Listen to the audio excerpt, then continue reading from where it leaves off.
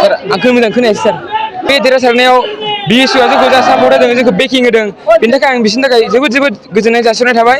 दा जोङो फैगौ समफोराव जानाखि जोंनि कलेजाव स्टुडेन्ट्सनि प्रब्लेम्स दं बेफोरखौ जों जयैनो सल्भ खालामनो थाखाय जों नाजालांगोन आरो जा जोंहा समस्याफोर दं कलेजाव बेफोरखौ जों सल्भ खालामनो थाखाय जों नाजालांगोन.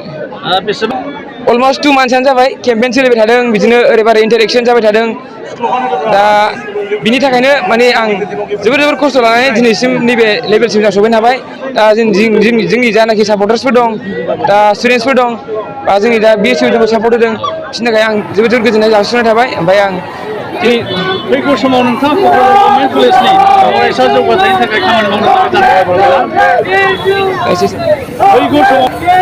दिनै नोंथाङा दा जोंनि जानाखि जोंहा 12 जन केन्डिडेट दं, बाहाय जोङो 8 केन्डिडेट्सआव जों देरहासार जानो हाबाय. दा बिसोरनिसिम आं जोबोद गोजोननाय जासिहरनाय थाबाय. ओमफ्राय जानाखि जोंहा जेनदों 4 केन्डिडेट्स, बिसोरबो जाहाथे गोसोआव दुखु दा लाथों. जेनाखै थेवबाबो बिसोर माने जेनदों थेवबाबो बिसोर माने जानाखि जा कलेजनि खामानिफोर दं माने देरहासार जाबाल' मावनो हाबाय बे नङा. बिसोर जानाखि स्टुडेन्ट्सनि प्रब्लेमखौ सल्भ खालामनो थाखाय बिसोर नाजालांनांगोन आरो बेनि थाखाय थेंक इउ.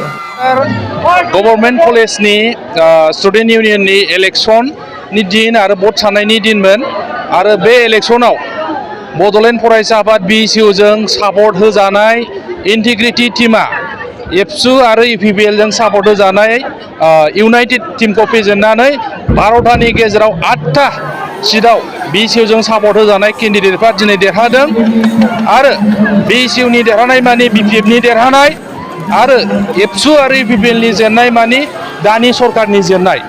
आरो फरायसाफ्रा जे दानि सरकारनि खामानि मावनायखौ गोजोनाखै बा सेटिसफेक्सन गैया, बे इलेक्सनाव एबसु आरो UPPLनि जेननाया दानि सरकारनि सायाव फरायसाफ्रा गोजोननाय गैयैखौ फोरमायो.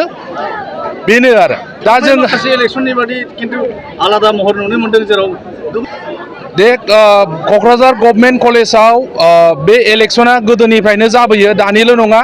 बाहाय बिभिन्न राजनिति हान्जा बा जातीय संगठनफ्रा गावसिनि जानाखि केन्डिडेट्स बिजाथिफोरखौ फसंनानै देरहाहोनो थाखाय नाजायो. आरो बे जिहेतु मोनसे गणतान्त्रिक देशनि मोनसे इलेक्सननि जानाखि सिस्टेम दं, इलेक्सन कमिसन अफ इन्डियानि गाइडलाइन्स मथे बे स्टुडेन्ट इउनियननि इलेक्सनखौ फाथिनाय जायो.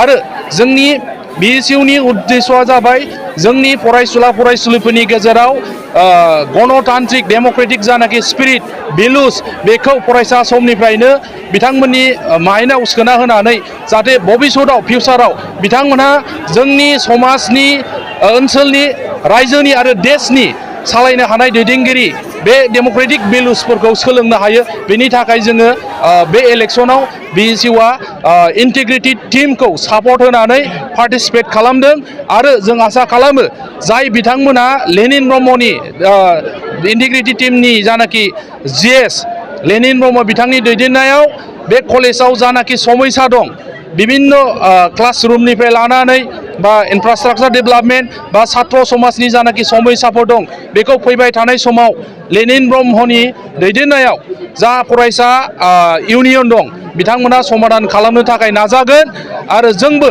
हानायखिनि बिथांमोनजों लोगोआव थाफानानै खामानि मावलांनो, बे क'क्राझार गभर्नमेन्ट फरायसालिनि जौगानायनि थाखाय खामानि मावलांनो थाखाय थाग थियारि